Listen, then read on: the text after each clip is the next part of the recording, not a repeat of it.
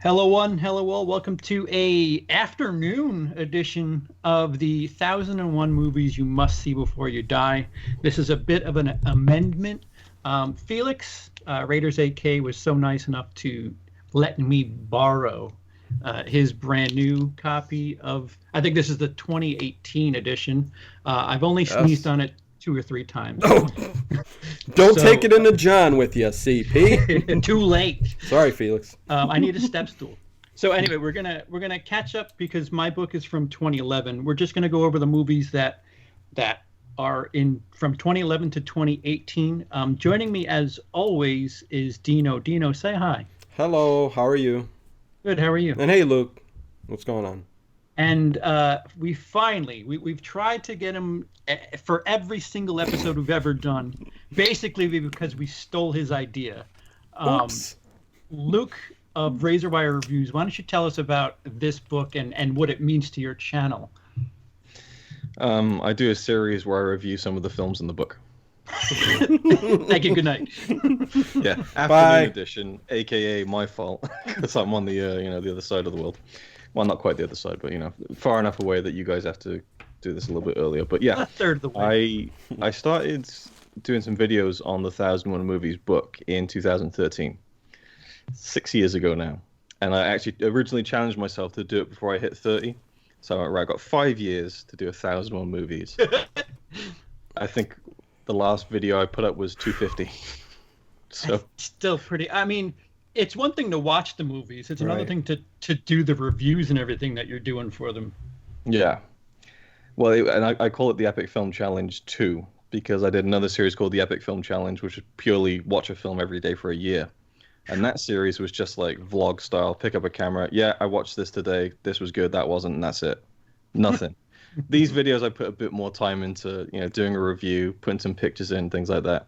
So it does take a little bit longer. But if I go at the rate that I've been going at, I'll finish it maybe before I'm 50.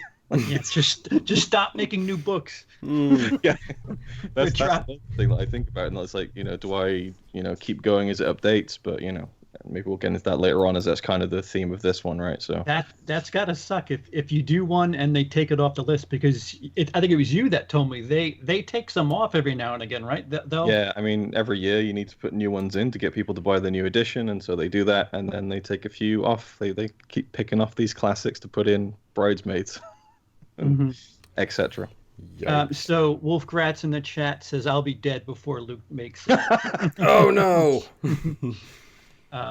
Just so if you're new to this series that we're doing here, we just discuss the movies that are in this book, and we just have a general consensus, a discussion on whether or not we agree it is a movie you must see before you die.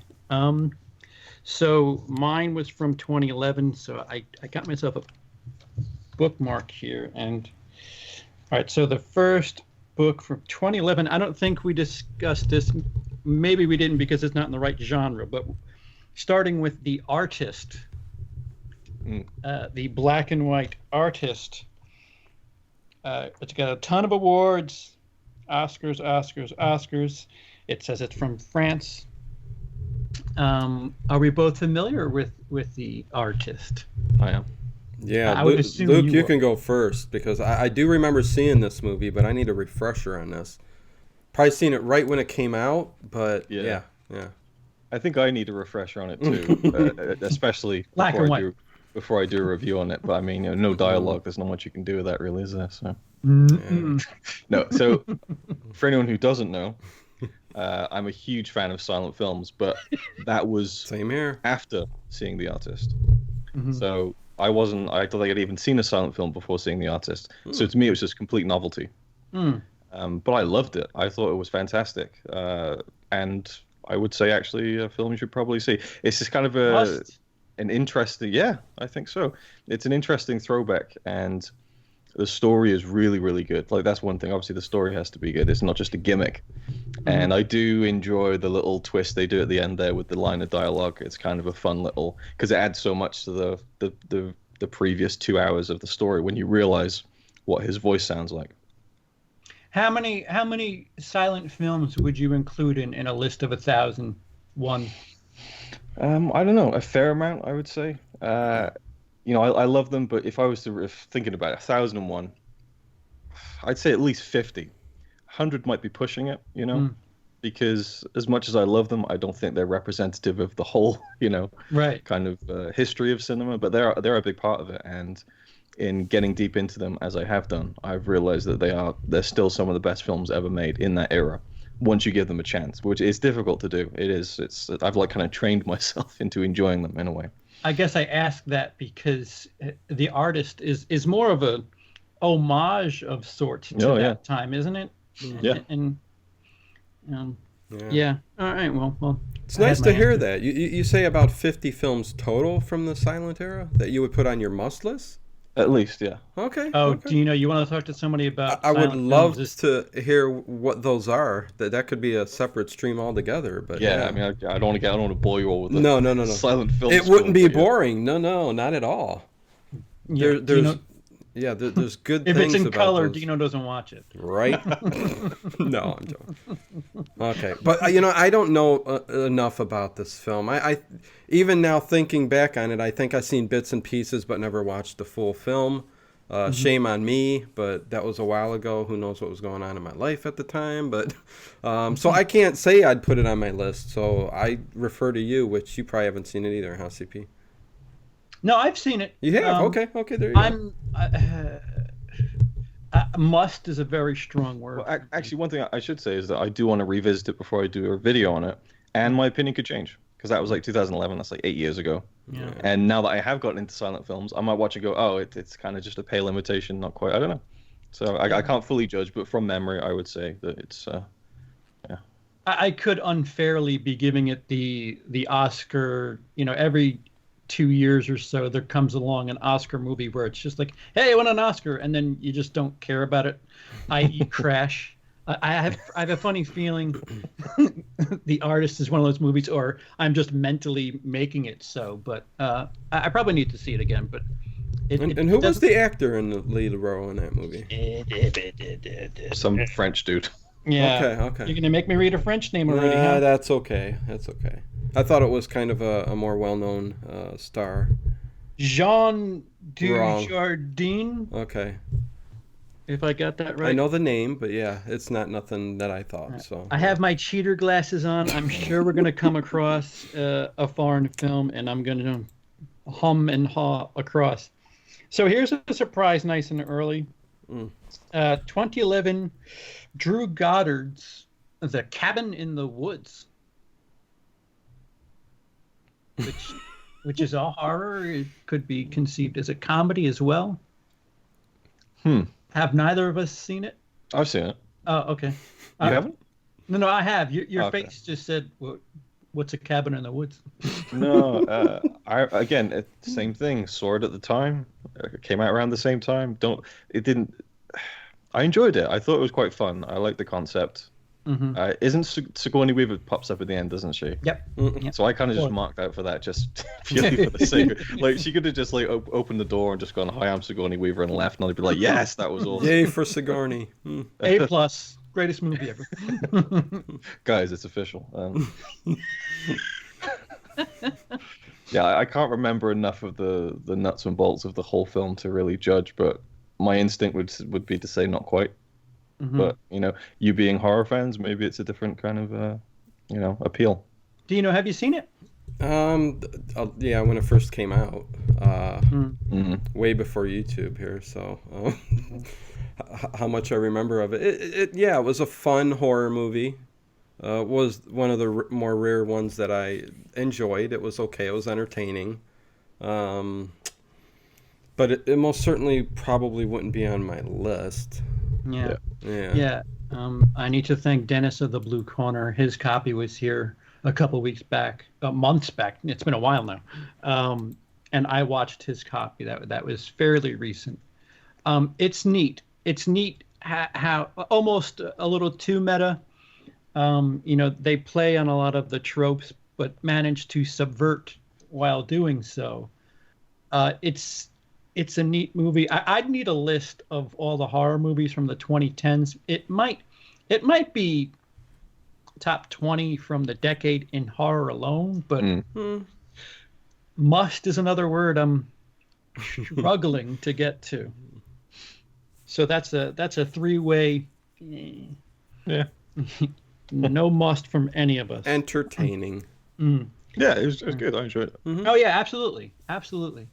So we're up to a Steven Spielberg movie. 2012. White Tim Do you did think say. you have it? Well, White Tim said Cabin in the Woods needed a Brie Larson cameo. I agree, White Tim. You needed more death scenes. So Yeah, you don't mind her if she's not talking.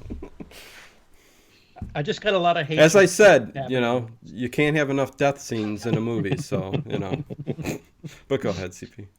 So the 2012 Steven Spielberg Lincoln. Haven't seen it. I haven't seen that movie either. No. I did forever ago, and I remember thinking, well, he's done better. There's nothing about that film that made me gravitate towards going to see it. Mm-hmm. I'm sure it's very good, but it's just like, I don't know.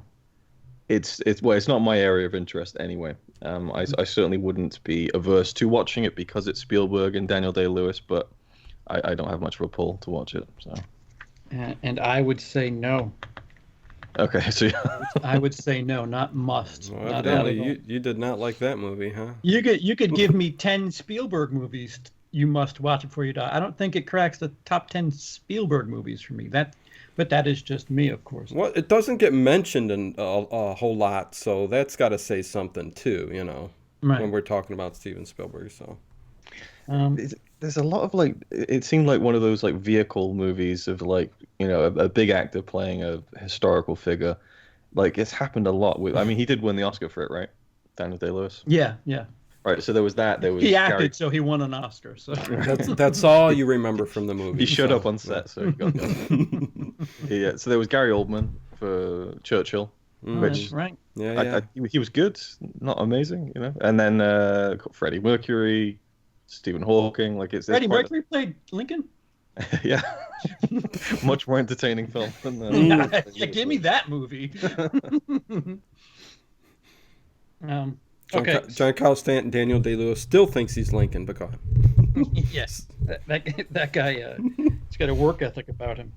So here's the first foreign film from Saudi Arabia and Germany. Wajda. Yeah, it's on my list. Wadjda. Directed by Haifa Al Mansour. Fuck.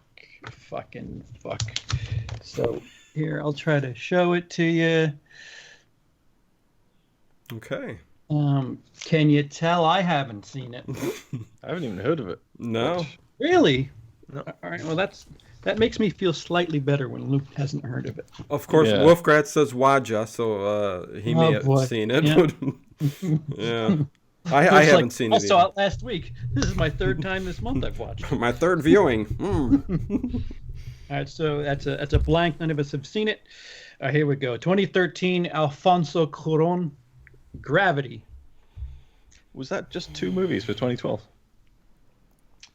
Yeah, they're getting a little stingy. Yeah, Wajda and Lincoln. Because I'm sure every year they'll add 7 or 8 to really kind of sell it, I guess. But then by the next year they cut off 80% of those and just in the bin. Yeah, 20. Okay. So Gravity, starring Sandra Bullock. Mm-hmm. Yeah. It was a blah movie. Yeah. Nothing to, Nothing to write home about. Yeah, exactly. Incredible cinematography. Yeah. Yeah. Oh, cool space. I get it. Wouldn't make my list.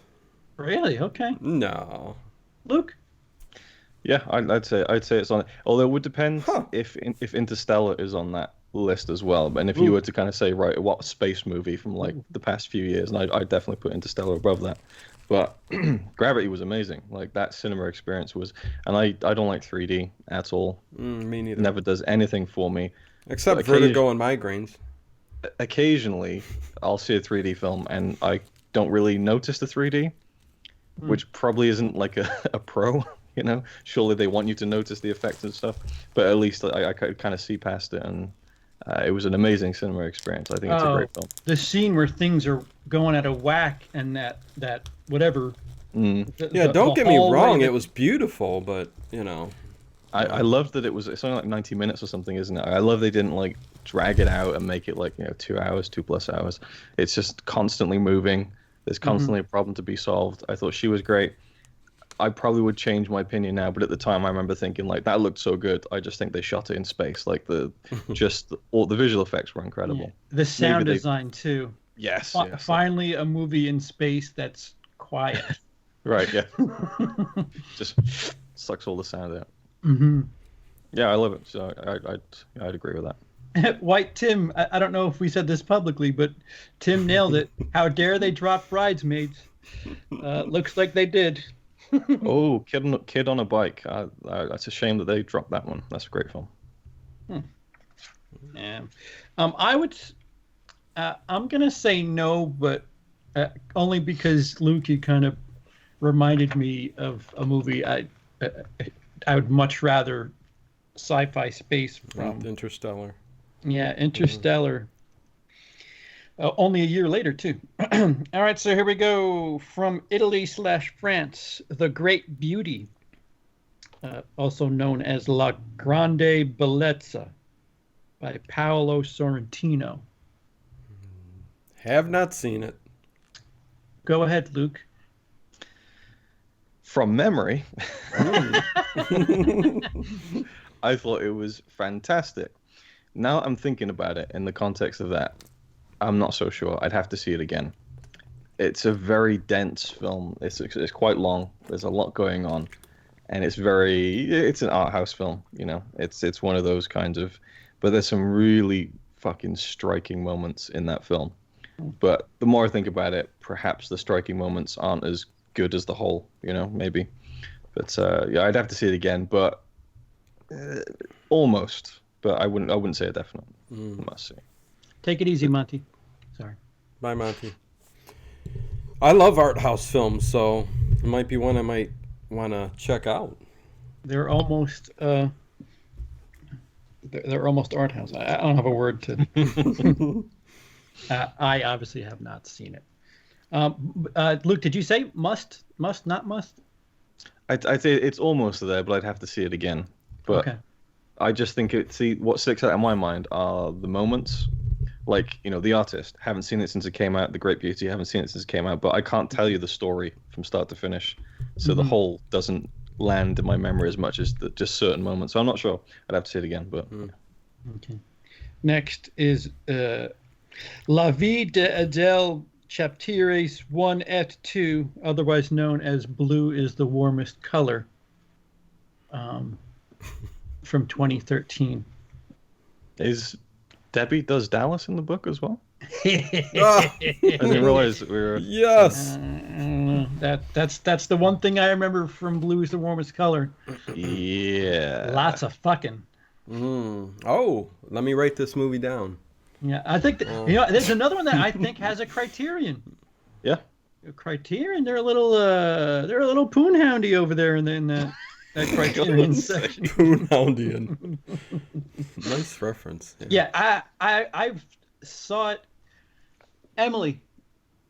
Fuck it, she's not answering. She likes it a bit more than I do, but I don't know if even she thinks it's this brilliant masterpiece. Why Tim says, is that the 4-hour movie or something? It's a 2-parter. Wolfgratz did not like the sex scenes. Oh, excuse me, 179 minutes, so just shy of 3 hours. Yeah. So for the Chataway Marathon, guys, get that Blue is the Warmest Color ready. So obviously, Luke, you're not even considering giving it a must. Oh, I'd say it's a definite must. Oh, really? Yeah. I loved it. I think that the sex scene, the director let the sex scenes get ahead of himself with those. I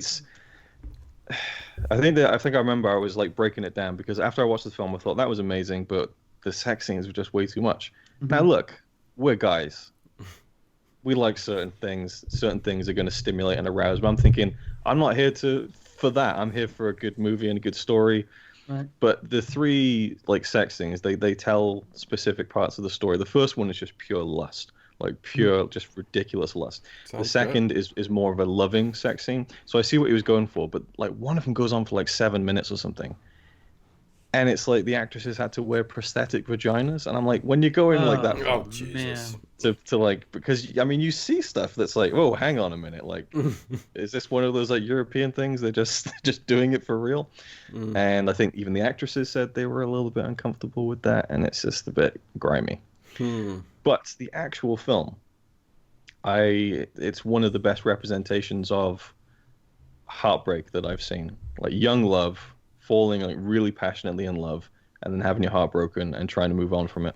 And I think both the actors were incredible, and I thought it was a great film. For the same reason, I would take Blue Valentine over that. That's a really good film too, yeah. And blue is the warmest color. Grade it. I haven't seen it. Oh, she hasn't seen it. Never mind. Well, who the hell am I thinking of? I guess that was the ex-wife. But like, I came out of that film thinking that was great. I want to show it to people, but I can't. You know what I mean? Yeah.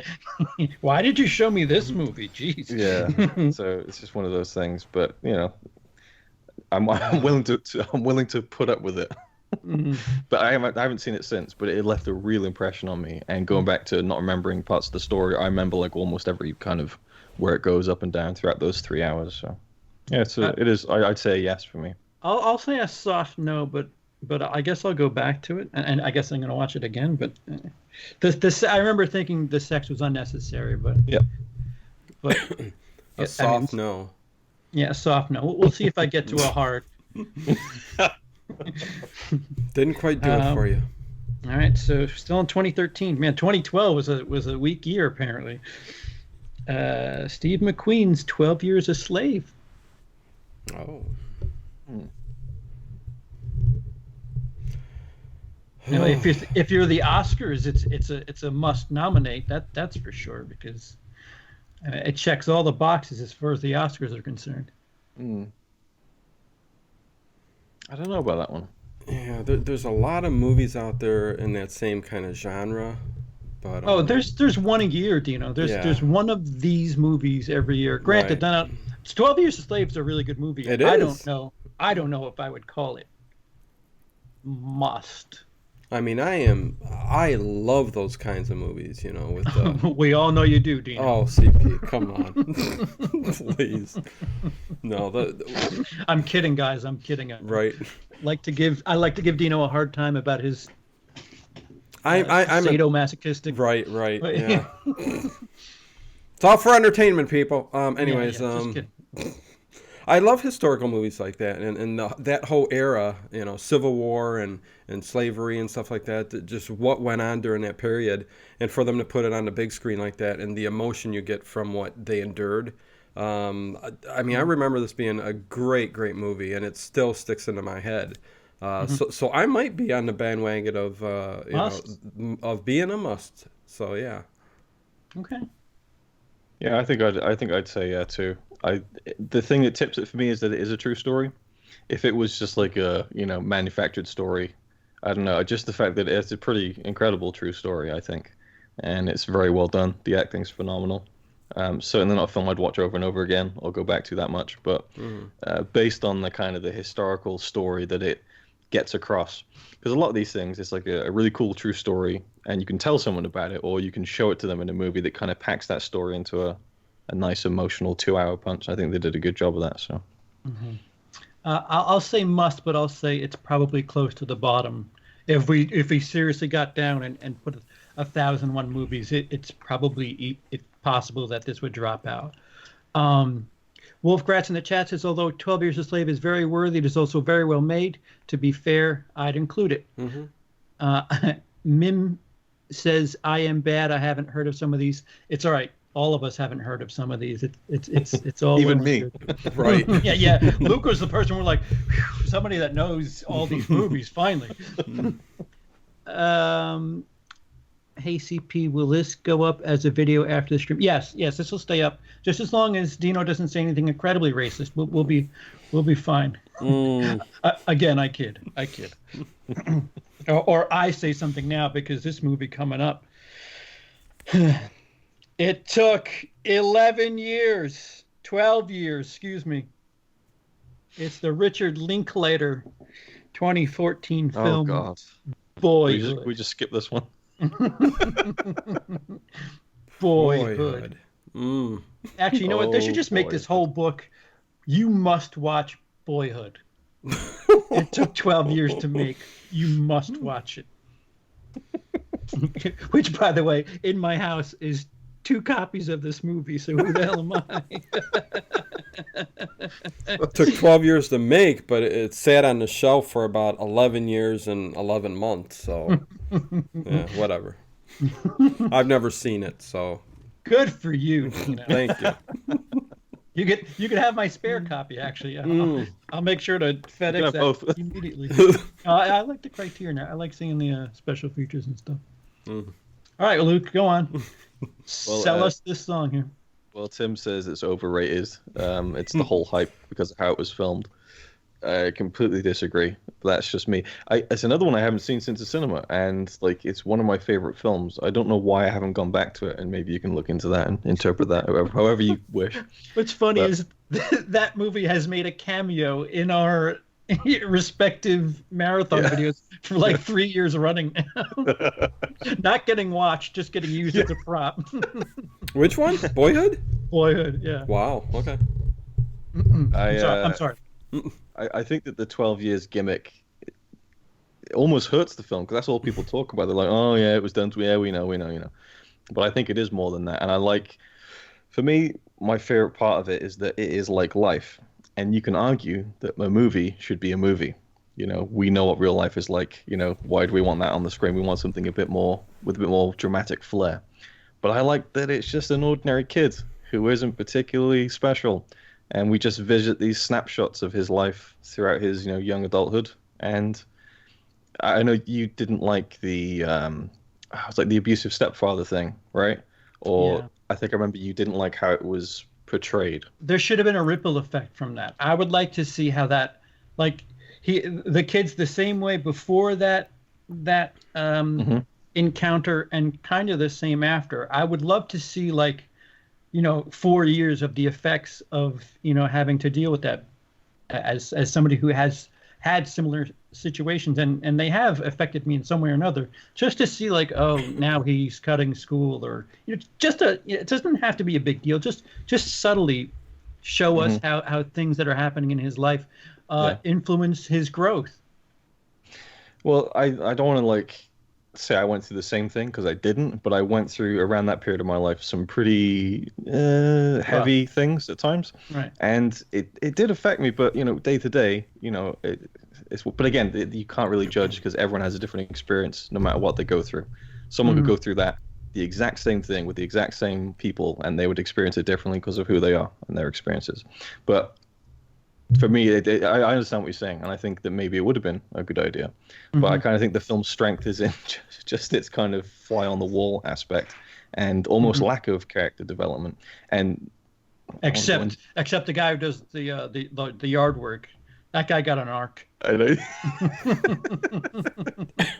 I kind of enjoy that you get to the end of the film, and if it's someone like you who isn't completely sold. At the very end, Patricia Arquette's like, I just thought there would be more. Which kind of sums up life in a way. So, yeah, who knows, maybe I'll watch it again. I'll think, not as strong. Maybe not. Maybe it was just the kind of first viewing hype. I don't know. So it's a must for you. Yeah, for sure. I think it's a great film. And I love Richard Linklater. I love his style, which often follows that kind of... Actually, not. I'd say that, the Before trilogy. That's more of a movie thing where people are having these really well-written conversations that aren't quite like true life. But it's a movie, whereas Boyhood is a bit more plain and mundane. But I like that, so... Yeah, I like the movie. For as many gripes as I have, which you brought up Linklater Style, I feel like this movie is the anti-Linklater movie because most of his movies are, like you said, like fly on the wall, but they all usually happen over the course of a day. Yeah. And this is like the opposite of that. There's just stuff that with this gimmick of taking 12 years, I really would like to see like an arc, a more fleshed out, just see things that happen in his childhood and what effects they have in the future. But it is very Linklater-y that And it might be personal bias again. I related to the film a lot, like Ethan Hawke's character, very similar to my dad, or at least my dad's presence in my life, where he was not the person raising me. He was the cool guy who'd come in every now and then, and so I heavily related to that part of the story. So maybe that's just me reading into that. I think it's a really, really good film. So I don't know. Personal bias plays into it, I think, but I do enjoy when films do present themselves in different ways like this one does. You can call it a gimmick, but I like films that kind of do things a little bit different. Like, it's crazy that he managed to do it. Oh, sure. He got funding every year for like over a decade. It's pretty remarkable.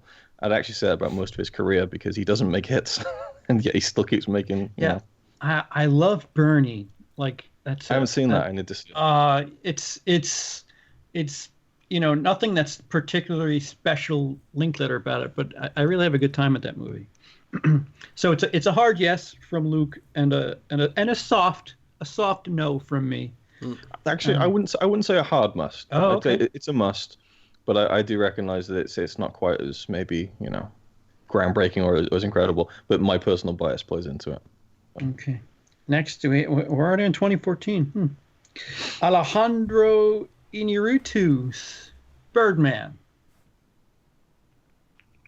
Dino, have you seen this? I haven't seen Birdman either. Oh boy, it's in color. Why would Dino watch it? What am I here for the stream for? I haven't seen any movies. What's going on?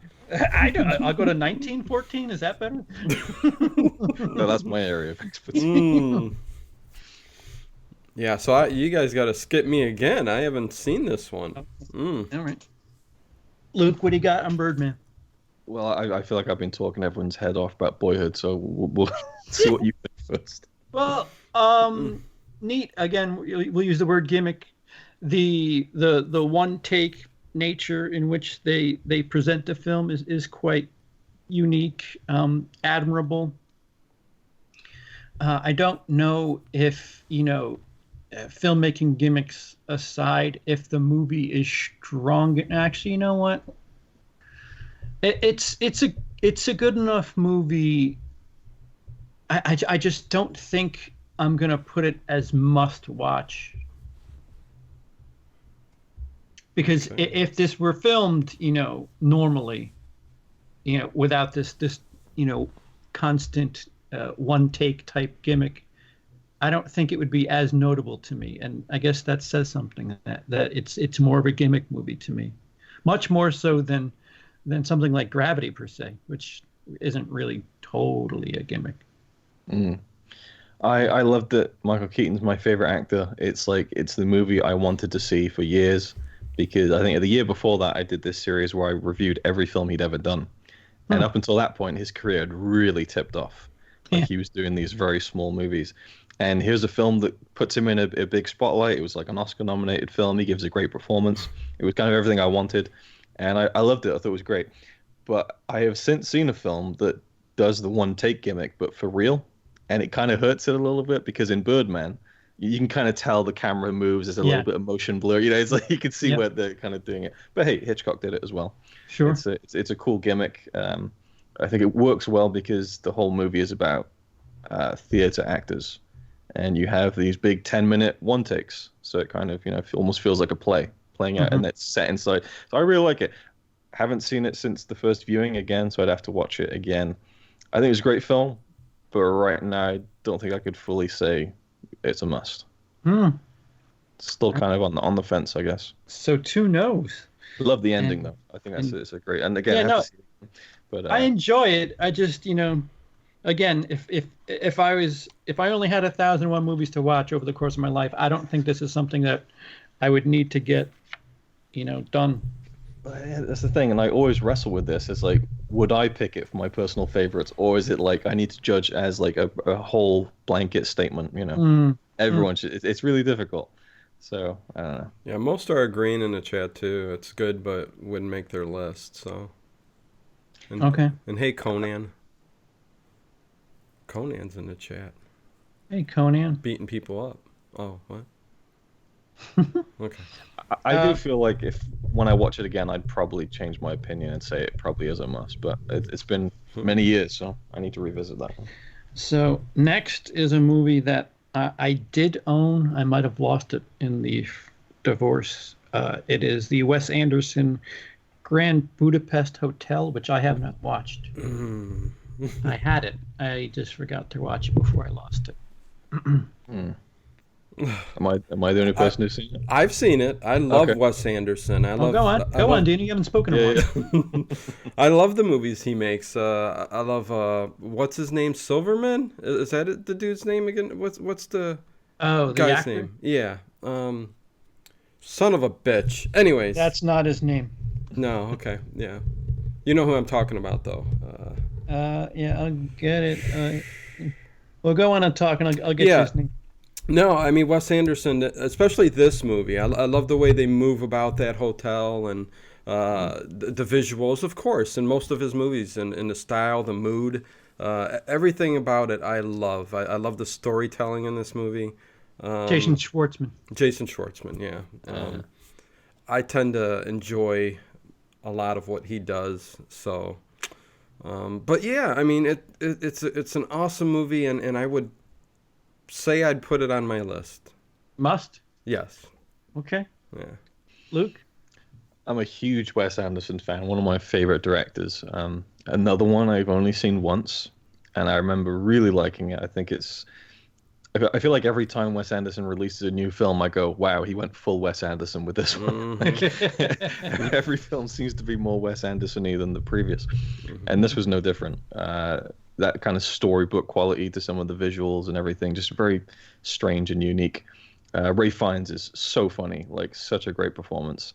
And I really liked it. It's a really fun film. Not in my favorites, though, from memory of that first viewing. So I guess I would probably say on the fence, but not a must. But and I guess that's just me comparing it to his other films as well. Then it's like, right, if you're gonna have a Wes Anderson film or films, which ones do you go to? And there's a few more I'd probably pick over Grand Budapest, I guess. So one yes. I'm gonna have to show this to you so that you are sure that I'm not making it up. But there we are on 2015. The J.J. Abrams directed Star Wars The Force Awakens. Gentlemen.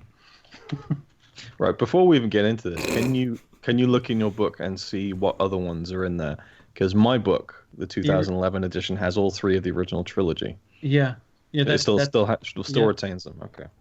Those are the real quick, because I'll be real short. Those are the only three ever going on my list to see. Is the three original films. So I enjoyed the film, but go ahead. Does the one you have go up to 2017 though? That is the question. Or is it 2016 it cuts off? Oh, it cuts off at 2016? What the hell? Yeah. Thanks for nothing, Felix. No, I'm kidding. How dare you? Incredibly gracious. Hey, you got almost a decade more than CP has. So I'm intrigued to know, like, where's your head at? Why are you asking all these qualifiers here? Well, because again, if you have like multiple, like what I like about at least my version is Lord of the Rings is one movie. You know, it just accepts it as a trilogy, and that's the way I think it should be. The prequels are same here. Well, the prequels don't deserve to be anywhere near that list. And it's just one of those things. It's like, right, you must see episode 7 before you die, and then it's just like, what about the other ones? Like, you need the whole story. If you're gonna watch one, you're gonna watch the other ones. And if we look at the new ones, there's only one I would say is kind of at the top, and it's not The Force Awakens. I think The Force Awakens is a great science fiction, action adventure. But considering we have other Star Wars films, I would not put it in the top, 3. So. Wow. Yeah. I would say Star Wars, Empire, and Last Jedi are like the 2, 3 that should be in there if you're going to pick any. So. The Force Awakens is my second favorite Star Wars movie. I know. So it's a rock hard throbbing yes from me. I'm just shocked it's in here. I'm Yeah, I saw it must have been the 2016 book that had like Rey and Finn on the cover, and that seemed kind of like fair enough because it was like the biggest movie of that year. I wasn't surprised that it went on, but I am surprised that it stayed on since. Yeah. Eventually, Star Wars will have a book of its own. So will the MCU. There's been one Star Wars movie you must see. Oh yeah, you know what? We should have had Avengers by now, right? Oh yeah, no MCU. And we didn't. Yeah. Actually, yeah, no MCU. What the? That seems strange because they do seem to like throw in the popular movies every now and again. Yeah, Winter Soldier at the very least. Right. Yeah, I would almost go along with that. Yeah. Yeah, sorry, Trini, more Star Wars. What's funny is I saw it. I'm like, oh man, at least two of us are going to say yes, and here I stand corrected. That's funny. If we were pre 2017, I'd say yes. But I also think that they should just have the original Star Wars trilogy as one, because those three films to me are so much a part of the same story, and it gives you two more slots for if you're going to do Lord of the Rings as a trilogy, I think that the Star Wars should be. I agree. Yeah. Well, it's still a yes for me. Next is the Iñárritu, The Revenant, starring L. Decap.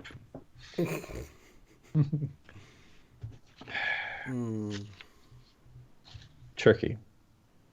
Really? Yeah.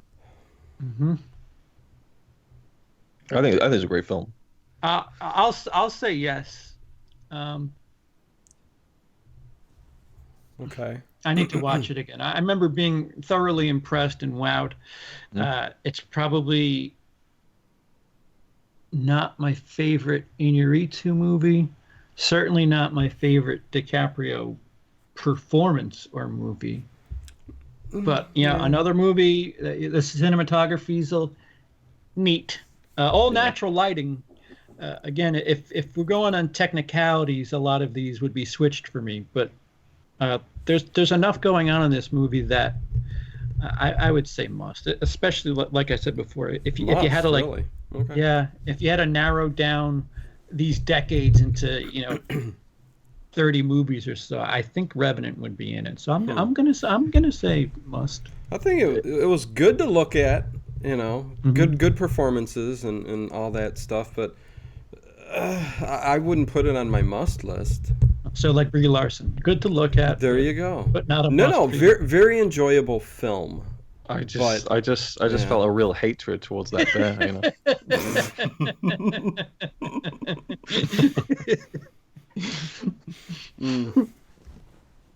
Look what you got. If you look at it was the year before he released Birdman, right? So it's like these two very gimmicky movies. Not very gimmicky, but they have a gimmick. Birdman, it's a single take. Revenant, all natural lighting. And I think maybe it's more impressive in The Revenant because it is a gimmick. They were talking about it, like all natural lighting, da-da-da-da-da. But it just makes it look unlike almost any other film, It just has a different quality to it. And that makes it more interesting to look at. But I did really get behind the whole, revenge story, if you will, of DiCaprio's character. I thought his performance was a little bit overrated. I mean, it was great. He did a great job. I feel like, but they talk about how they filmed in these like sub-zero conditions and all that, and he actually ate the raw whatever it was. And I'm just like, well, if you're in that situation where it's freezing cold, there's no acting going on when you're just like half the movie is him like just him existing, hypothermic. Tom Hardy probably should have had his own subtitles. Oh, yeah. Couldn't understand a word he was saying. True. But he kind of disappears into that. It was a really unique character. I really like that. Tom Hardy doesn't get enough credit for his acting, I feel. I agree.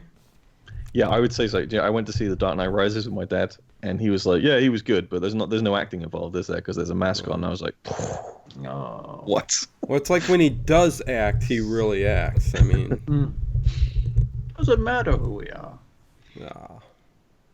Yeah, I will say yes, because I'm thinking about the bear scene and just how fucking visceral it is. Like it's like there's just no sound. It's just like fucking terrifying, And Yeah.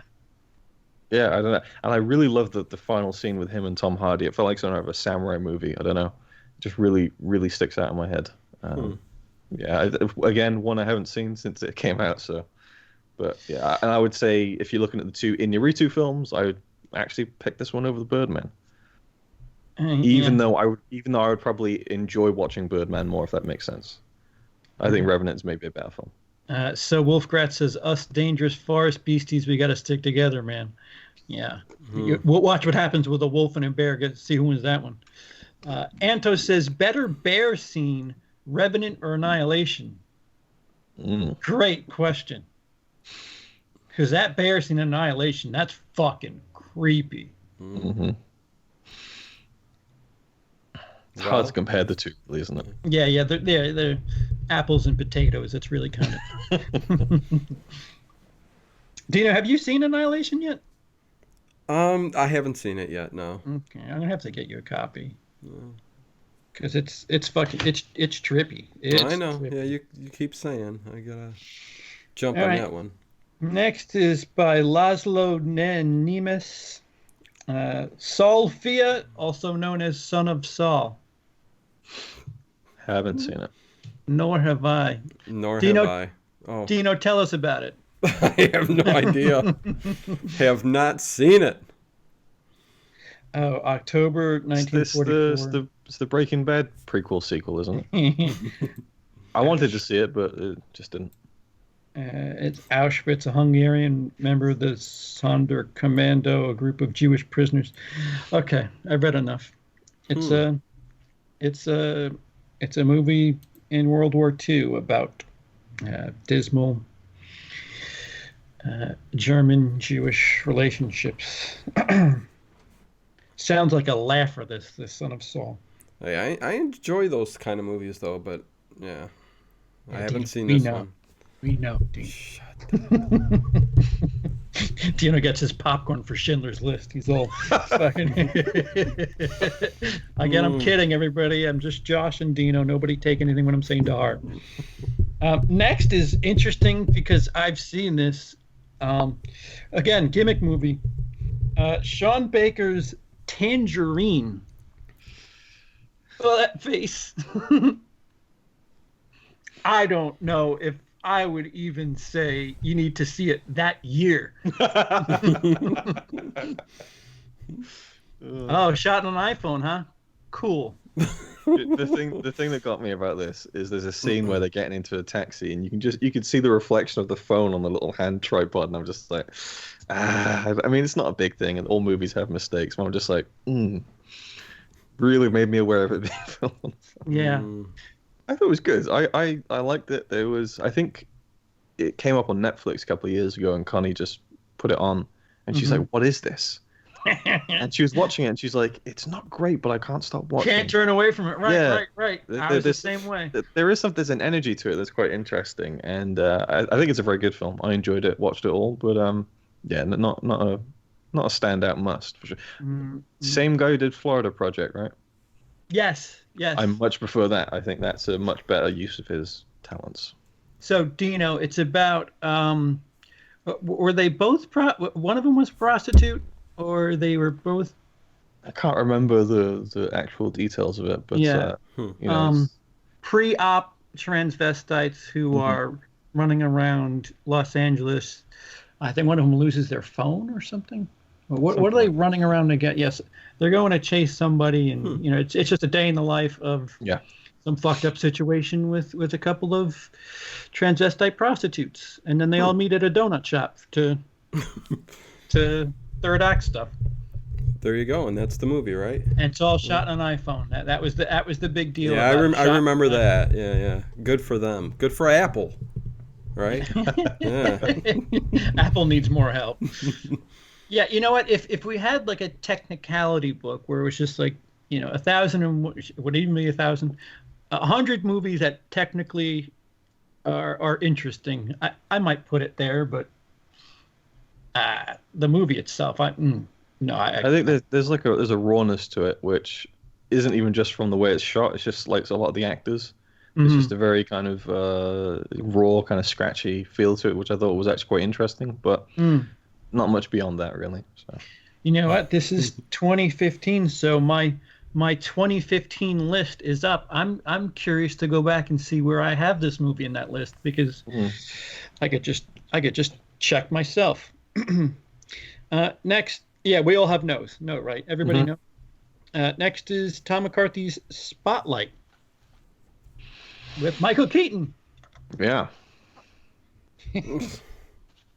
Telling you, CP, I'm blank here, man. I'm sorry. This is probably one of the worst. I haven't seen any of these movies. We'll do 1911 to 18 next week. Let's stick to the older book. Yeah, the older book was better. This is another Oscar movie that it was nominated for an Oscar. There's movies like it, and other movies like it. I don't think this would be in the discussion for me. It's a good movie. Yeah, I think it's a really, really good film. I was quite surprised. Well, I don't know if I was surprised when it won the Oscar, but you kind of it adds up and makes sense. And I think it's another one that tells a true story that needs to be told, and so it kind of goes along with what I was saying with 12 Years a Slave. Sure. But then it is really recent history as well. So I don't know whether, I don't know.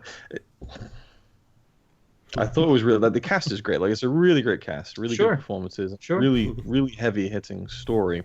But it wasn't even anywhere near the best of the year for me. But I mean, you can get stuff like that from a documentary just because the subject matter is important. I don't think fiction, even though it's not fiction, I don't think a film should have that much when it's true. Like you can just achieve as much in a non-fiction fiction presentation.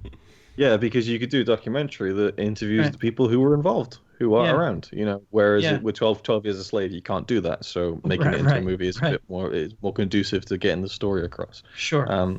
I don't think they shouldn't have made the movie because they could have done the documentary, but it raises awareness for it. But I think it's more of an important film in the sense of the story than the actual movie itself, maybe, in my head. Does that make sense? Wolfgrat says it means well, it's well made, and it's very, very badly paced. Pacing issues. Yeah. I would say it's good. It's not a must for me. That's an easy because of the pacing. Yeah. Well, no, just because I'm joking. Pacing's always an issue. But there's like, if I want a film like that is certainly not where I'm gonna go. And Luke, did you say yes or no? It's a no. Okay. Yeah. All right. Next, George Miller's Mad Max Fury Road. Oh, I love that movie. Please tell me you've seen. Yes, I've seen this one. Hell yeah! And I mean, it's one of it's up there on my list of all time films. I mean, I love the action. Yeah, no. Okay. There's not much to be said. It's action from beginning to end. I love everything about it. It drew me in, and it would definitely be on my list. I mean, again, the performances, well, it's an action movie. Okay, it's on my list. There you go.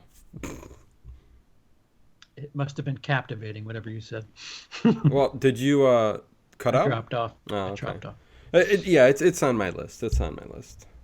Absolute yes. Absolutely. Okay, Luke.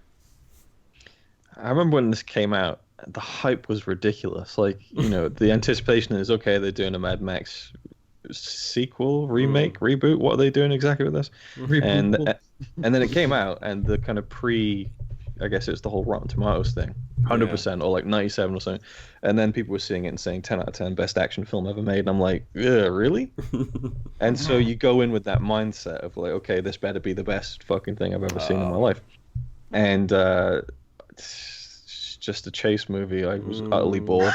My! It's great. No, it's just a chase movie.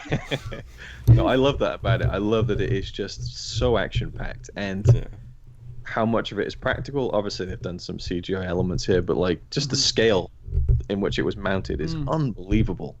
Mm-hmm. And I remember like the very opening of the film, I think when Max is like escaping from somewhere, and the editing is just so fat. I'm just like, gee, a 70-year-old man made this. This is fucking nuts. It's just on acid from start to finish, and I really enjoyed that. Probably should have been called Furiosa Road because I feel like she was the main character. Right. But I enjoyed that, and yeah, I think it's great.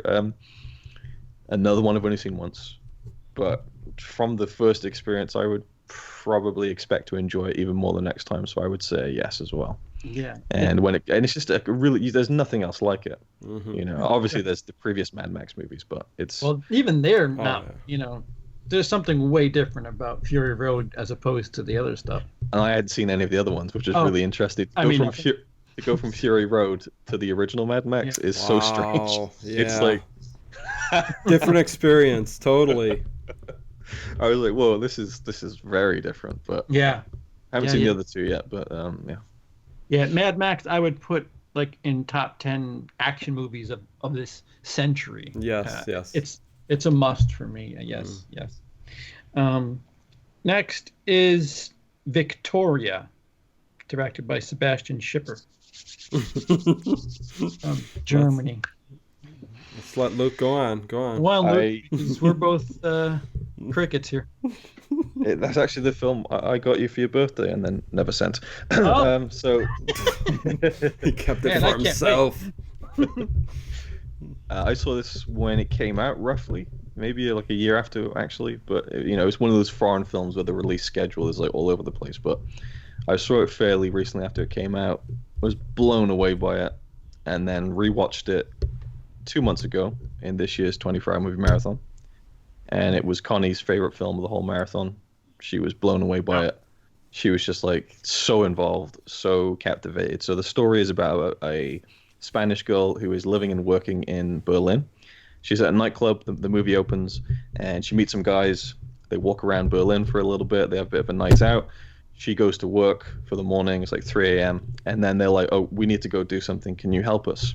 She gets involved in a heist situation, and the whole movie is one take. A legitimate one-take movie from start to finish. It's like 2+ hours, so many different locations. Again, a heist takes place. Obviously, it's nothing hugely elaborate, but regardless, it's just on a technical level, it's kind of mind-blowing that they did it and pulled it off, but also just the energy of it. And to go back to like Tangerine, maybe, where it has that kind of fly-on-the-wall kind of, the dialogue's very natural, improvised, things like that, and you just get wrapped up in these characters. And it's a really strange one where this girl is going along with these guys, and it's like, what is she doing? These strangers, and she's suddenly like going off with them and doing these things. But it really smartly kind of fills you in on who she is in a way that comes out in natural conversation. It's not like the movie when she's like, oh, well, you know, back when I was a kid, you know, it just kind of flows out as the movie's going and they're getting to know each other. And I would say absolutely a must-see. And seeing Connie react to it kind of solidified that for me. I thought maybe it's just me and I like these foreign, you know, movies. It's just like my kind of wheelhouse. But she's not into that kind of stuff more often than not. And she loved it. So that's kind of, yeah. And watching it again for me, I think it would probably enter like my top 100 favorite movies, I think. Okay. So next is Damien Chazelle's La La Land. I'm a little frustrated that La La Land is here, but not Whiplash. Purely on that alone, I'd say no. Like, yeah. I really like La La Land. I almost loved it actually, but Whiplash is like top tier. Like, yeah, that's really surprising. I'm not much of a musical guy, but I don't know. Maybe if I had to bring a musical with me, it's pretty enough. There's enough going on to it. Must give me Moulin Rouge. Oh, good point. I love Moulin Rouge. It hits me right here. It's a soft no for me, but that's it. Dino, I'm assuming you're a same, yeah. No. Yeah, no. See, I say that based on the fact that Whiplash isn't in the book, I would say no. But even if it was, I'd still be comparing the two, and would say Whiplash. I loved it. I at the beginning, because I don't like musicals all that much either. When it's all kind of show tunesy and kind of like that, and I'm like, ugh, yeah. But then like after the first like 15 minutes, it settles into more like the musical numbers are more personal to the characters, and that's where it really works. And I like their chemistry and stuff. But yeah, I mean, well, that's why I like Moulin Rouge so much. The story behind what they're singing. I mean, I'm not big on musicals either, but every now and then one will hit you like that. Same with Master and Commander. I mean, another great kind of movie with some, musical, performances Numbers, and stuff. Yeah. That tells a story and makes you feel something. I just refuse to comprehend how a musical exists, and like it's so hard for me to process and be like, all right, so now they're gonna sing about something that's going just completely out of nowhere. They're gonna start singing a song and then go back to being a regular movie. How dare they? Yeah, it's just hard for me to wrap my head around. Gotcha. Do you have to run? It's getting close. I got a few more minutes. Okay. Okay. How much longer left now, is there? How much longer is the list on there? So we're at 2016, but they have a bunch from 2016. It looks like it's like 6 pages, and some of these are. Well, look, I've been waffling on for fucking ages, so I'll just limit myself, and we'll just roll through the last few if you want. Yeah, it's 6 pages. So, Hell or High Water, David Mackenzie. It's a no from me, but I think it's a really good film. Same here. Yeah, enjoyed it a lot. You've seen it, Dino? I have seen this one. Yeah. Good film, but not worthy of my list. So yeah. Right. I like it. I don't know. If you holy shit! Yeah, you need to see this. Mm. Another one, Jon Favreau's The Jungle Book. Oh, geez. I think that's a great film. I prefer that to the original. Wow! But Okay. Again, honest, but I wouldn't say it's a must see either. But I really love what they did with that, and I think it was a much more gripping story. But it's hard to compare because I mean the Disney classic is kind of their own genre, really. But I just was, and I watched the original again beforehand to compare them, and I just got a lot out of the new one. So, but not a must see. So 3 no's. Yeah, 3 no's. Good film, but yeah, that's it. Next is Jackie. Haven't seen that one. By Pablo Larraín. It may not have as much effect on you as a non-American, Luke. Their performance by Natalie Portman is incredible.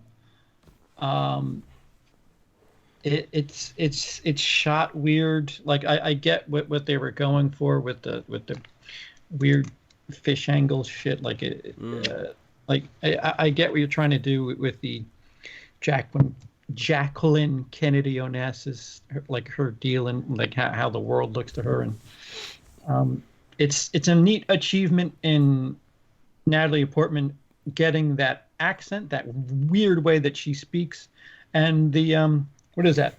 The clothes. What the fuck is the term for that? I forget what they call it. Costume design. Yeah, I don't know why. What the frick do they call clothing? Yeah, it's and makeup. It's a no. Costume design. I'm starting to get worried about my brain. Hey. So it's a no from me. This one, Germany, Austria, Switzerland, and Romania. The film is titled Tony Erdmann. Oh, go on, Luke. Luke's seen it. A fire there. I haven't seen it. Oh. Oh, let me tell you about this film. I haven't seen it. I haven't. Isn't this the one where what's his name? Jack Nicholson wants to come out of retirement to do a remake of it. Oh, I don't know. There's some foreign film that came out around that time, and I think it's that one where he loved it so much that he wants to come out of retirement to do the English remake. At this stage, we're gonna get done pretty quick. Under the Shadow. Haven't even heard of that one. K release. Nor here. Huh. Babak. I hate reading these names. Anvari, Anvari. I'm well educated. No. Oh. All right. So 3 notes. See, we'll be done in no time. Manchester by the Sea, Mm. directed by Kenneth Lonergan. It was a good movie, but not on my list. Yeah, my sentiments exactly. Mm. It's an interesting exploration Interesting. of abject depression. Yeah. It's such a depressing film. Mm-hmm. It is. Great performances. Enjoy it. Well, I say enjoy. I enjoy it as much as I enjoy characters getting dragged Good. through the shit. Mm. But Man, I love Magnolia. That's a good time for me. Don't ask me why, but I tend to enjoy the more depressive films and stuff like that. Don't ask me why, but I do. A perfect Sunday afternoon for me is just popping in Showa and but Crying all day. Last night I watched Grave of the Fireflies, and that's just like, it's one of the most depressing films I've ever seen. And but you kind of get something out of it, you know. It depends what mood you're in, I suppose. But you know. The anime film, right? Yeah. Manchester by the Sea. I'd say a no. It's a very, very good film. Sure. But I wouldn't put it in the top tier. Dino, no. No. It's a no for me. It's gonna have to be a no for me. I'm sorry. Next is I, Daniel Blake by Ken Loach. I really want to see that. I've heard many good things, but I have not seen it. Yeah, nor I. I haven't seen anything either. Look at this. Why didn't we start with these? Well, no. Well, then we were. What are we doing here? What kind of show is this? All right. Well, thanks. Good night. So next is 13th, Ava DuVernay. Nope. Another one bites the dust.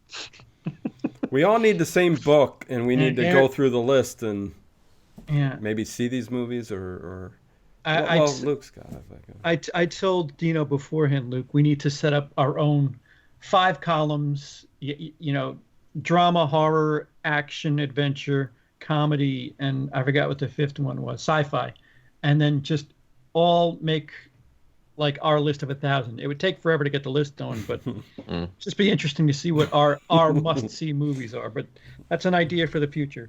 The Denis Villeneuve Arrival, which was on the cover of this book, so that kind of spoiler. Oh shit! I just realized Interstellar wasn't on the list. That's a shame. Oh shit! Yeah, they're crazy. Yeah, I agree. Some of the picks they choose, yeah. I would say yes on this one. And not that it needs to be a competition, but I would put it above Gravity as well if we're talking. But yeah, it's not a space movie, but like science fiction, like the concept is really cool. I think the acting's great, but the emotional investment in the end, I think, is what really pushes it to the next notch for me. Not to kind of spoil it, but it's a great ending, and it just ties the whole thing together. Movie Mania, good point. Arrival is far more cerebral than Interstellar. I'd agree with that. Mm-hmm. Yeah, I think Interstellar is more emotional. More of a than spectacle, too. And spectacle, definitely more of a spectacle. Yeah, I say yes for Arrival. Do you know? Have you seen Arrival? Oh yeah. A newer movie I've seen, yeah, and I put it on my list. Yes. Yeah, I would. Ooh, 3 yeses. It's been a while. Well. It's going to change now, Dino. Barry Jenkins, and this is the end. This is our last movie for this book, which, once again, thank you, Raiders AK, for letting me borrow your updated copy. Moonlight from 2016 is the last film listed in this book. Dino, how do you feel? How do you feel about a couple of black guys? Oh my God! Homosexual. I'm being shoehorned here. Well, it's not Brie Larson, so. Well, I haven't seen the movie, but sounds interesting. Does it? Sure, it does. Wait, which is the one with the peach? That's not that one. That's Call Me by Your Name, right? No, that's Face Off, isn't it? I could eat a peach for hours. J-Tra. Take my reading glasses off. I assumed that you're the only one who's seen it. I haven't seen it in full. It's a yes for me. Really? Must see before you die, huh? Yeah, I put it up there. I think it's a phenomenal drama. Really fucking good. Yeah, you can look at it as a bit of a gimmick. They're telling the three different ages and whatnot. What I really liked was that the oldest version of that character is played by a guy who, I mean, he looks like 50 Cent almost, like muscular, just looks like a proper tough guy, and yet that he plays it so sensitively, which was just a complete kind of like, it was almost throwing you off, like it shouldn't fit. Yeah. That was interesting to me. Mahershala Ali was great. Great book. Oh, talk about a movie, man. Yeah, you got to see that one, Luke. But like, even down to the cinematography, like it's really well shot. And Naomi Harris, I believe, who plays his mum, amazing performance, really affecting. So all across the board, thought it was great. Okay, so that does it for this little update video, guys. Real quick, if you could think of anything. I mean, we already spoke about Interstellar. Anything from 2011 to, I guess, 16, because that book doesn't start with 17. Anything that jumps out at you for not being in the list? Good talk, guys. Not for me, man. I'm trying to think. That those aren't good years for me, but whatever. Yeah, I'd need to think about it. I think Shutter Island was 2011, and that movie really, I really liked that movie. So much that it would be on your list then, if given a chance. Yeah, Shutter Island might be on my list. Yes. Drive, Movie Mania. Good question. And it's not. It is on it. My copy of the book has Drive on the back cover, so my copy does have Drive. Hey, wait, what year was Drive then? 2011. So they obviously removed it. Out. Yeah. Wow. They're all in a big room laughing, going, let's take it out this year. Hee. Make sure you keep Anvil in. Anvil, right. Drive, that's a good one. Luke, is there anyone that's, I mean, you brought up Interstellar for us, but anything else that's coming out at you? Interstellar and Whiplash. Whiplash, right, yeah. Are two of the best films I think I've seen. You know, I think 2014 was an incredible year. I'll kind of just non-plush you with the two titles, The Tale of the Princess Kaguya animation, and also Your Name, another animation. Two incredible films. Those jump out to me, those four, I think. But Whiplash is just amazing. Yeah, must be. I don't know why it isn't in there, to be honest. Like John Kyle Stanton in the super chat, $11. Thank you, CP. Thanks for breaking up today. I was joined by other people. Thank you, Luke and Dino as well for breaking up the workday. The next subway ride for you and Emily is on me. I think that's a little bit more than a subway ride, but all is appreciated, John. Thank you so much. And guys, if you're watching this in the future, let us know down below some things that you felt got robbed. 2011 through 2016, we're thinking here. And maybe we'll get another updated version of the book, and we'll get to see 17 and 18. But that's it. Be sure to check out Luke's series. There's a link in the description box of his 1001 Movies You Must See Before You Die, the review playlist. You're on 250, right? 250? Yeah, I think the last one we did was Terminator 2, 250. Great. And we'll try to get the next episode of these. I don't know what we have left other than drama, which is going to be four-part, the whole book. Yeah, that's going to be mega. Dino, anything you want to plug before we go? No, I'm good. Okay. All right, so then we'll thanks for joining us. We'll see you. We'll see you next time for one of these things. However, whenever it comes. Sounds good. Toodles. Good day.